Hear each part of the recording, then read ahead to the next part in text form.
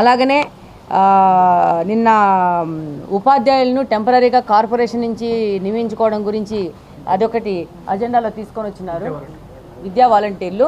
దాంట్లో కూడా వాళ్ళకి చెప్పడం జరిగింది. డెఫినెట్గా డిఎస్సి మెగా డిఎస్సి ప్రకటించడం జరిగింది. మెగా డిఎస్సి ద్వారా 16,000 చిల్లర ఉద్యోగాలు ప్రజలకు అందుబాటులో ఉండబోతున్నాయి. అలాగనే దాంట్లో ఉర్దూ పోస్టులు భర్తీ కూడా చేస్తామని తెలియజేసినాము. అలాగనే ఈ 117 జీవోను కూడా రద్దుపరిచి టీచర్లకి అండగా ముందుకు పోతామని చెప్పినాము. మిగతా డెవలప్మెంట్ కార్యక్రమాలు కూడా ముందుకు పోవడం జరిగింది. ముఖ్యంగా కడప నియోజకవర్గ అభివృద్ధి కోసం మేము కట్టుబడి ఉన్నాము. ఇక్కడున్న సమస్యల మీద గుర్తించి ఆ సమస్యల పరిష్కార దిశగా ముందుకు పోతామని ఈ సందర్భంగా తెలియజేస్తున్నాం. డెఫినెట్గా తీస్తాము. నిన్న దాని మీద కూడా చర్చ వచ్చింది కార్పొరేషన్లో. అందెన్ ట్యాక్స్ వేసే విషయం మీద పాత పద్ధతిలోనే తెలుగుదేశం పార్టీలో ఎలా ప్రాపర్టీ ట్యాక్స్ వేస్తున్నారో అలా వెళ్ళండి, ఇప్పుడు వేసే ట్యాక్స్ వల్ల భారం పెరుగుతోంది అని చెప్పి వైఎస్ఆర్సీపీకి చెందిన కార్పొరేటర్లు వాపోవడం జరిగింది. నేను అదే చెప్పాను కార్పొరేషన్లో కూడా, మీ నాయకుడు జగన్మోహన్ రెడ్డి గారు ఉచిత పథకాలను పెట్టి ఆ పథకాలను పెట్టి ప్రజలను మోసం చేయడానికి ప్రజల మీద అధిక భారం వేశాడు. కరెంటు బిల్లులు పెంచడం ద్వారా, ప్రాపర్టీ ట్యాక్స్ పెంచడం ద్వారా, చెత్త పన్ను వసూలు చేయడం ద్వారా, ఉద్యోగస్తులకు సంబంధించిన వాళ్ళ పిఎఫ్లు వాడుకోవడం ద్వారా, అలా ఒకటేంటి రెండేంటి దాదాపు ప్రజల ప్రతి ఒక్క వర్గం ప్రతి ఒక్క మనిషి మీద తల మీద ఈరోజు భారం వేసి 5 సంవత్సరాల యొక్క తన ప్రభుత్వాన్ని సాగించాడు.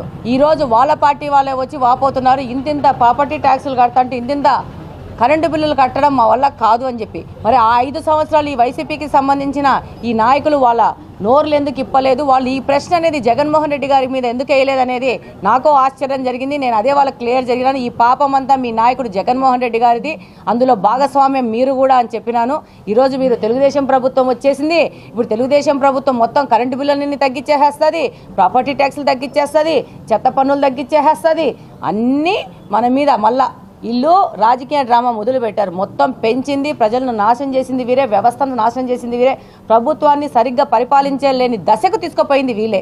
నిధులు లేకుండా నిధుల కొరతతో అప్పులతో తీసుకుపోయి ఈరోజు మళ్ళా వచ్చేసి తెలుగుదేశం ప్రభుత్వం వచ్చేసింది, ఇంకా మన జీవితం అంతా బాగుంటుంది, అన్నీ తగ్గించండి అని చెప్పేసి వాపోతున్నారు. దాంతోపాటు ఈ మధ్య కడపలో శారదా స్కూల్ దగ్గర 2 వ్యక్తులకు కత్తిపోట్లు గురైనాయి.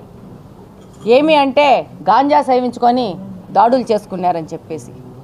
డెఫినెట్గా కడప నియోజకవర్గంలోని ప్రజలకందరికీ చెప్తున్నాను, ఇలాంటి గాంజాకు సంబంధించిన దాడులు కానీ, గాంజా సేవించడం కానీ, గాంజా పెడ్లింగ్ కానీ చేసిన వాళ్ళ మీద చాలా కఠిన చర్యలు ఉంటాయి, మీరు ఊహించినంత చర్యలు ఉంటాయి. రెండవది ఏంటంటే, ఈ మధ్య రవీంద్రనగర్లో ఒక మహిళ మీద దాడి చేసి ఆ వ్యక్తి దాడిలో మాట్లాడతాడు, వాళ్ళకున్న మైనర్ బాలికను ఎత్తుకుపోతానని చెప్పి. దీని మీద చాలా కఠిన చర్యలు ఉంటాయి. ఎవరైనా కానీ మహిళల మీద దాడి చేయడము, బాలికలను ఎత్తుకుపోతాము, మీ బాలికలను హామ్ చేస్తాము, మీ ఇంట్లో ఆడవాళ్ళని హామ్ చేస్తామనే యొక్క మాటలు మీ నోట్లో వస్తేనే పెద్దగా మీ మీద కేసులు రిజిస్టర్ అవుతాయి. బెటర్ మీ యొక్క రౌడీ విధానాలు వైఎస్ఆర్సీపీ గవర్నమెంట్ పోయింది, వాటితోనే పంపించుకొని సాధారణ పౌరులలాగా చట్టానికి లోబడి మీరు కూడా ప్రవర్తిస్తే బాగుంటుంది. చట్టానికి అతీతం మీరు కాదు.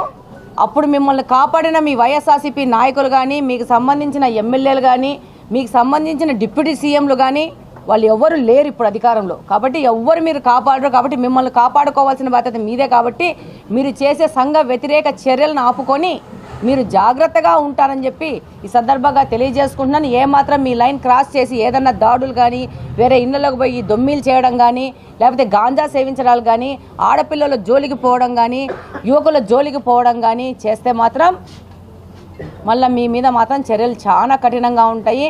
మళ్ళీ మీ ఇంట్లో వాళ్ళు వచ్చి బాధపడినా ఏడ్చినా కూడా పెద్దగా ఫలితం ఉండదు. చట్టం తన పని తాను చేసుకొని పోతుంది. డెఫినెట్గా ఇంకా పాత పోలీసు వాళ్ళు కంటిన్యూ అవుతున్నారు. వీటినన్నింటినీ ప్రక్షాళన చేసి సరైన వాళ్ళని తెచ్చుకొని సరైన విధంగా మేము దీని మీద యుద్ధం చేయాల్సింది ఉంది.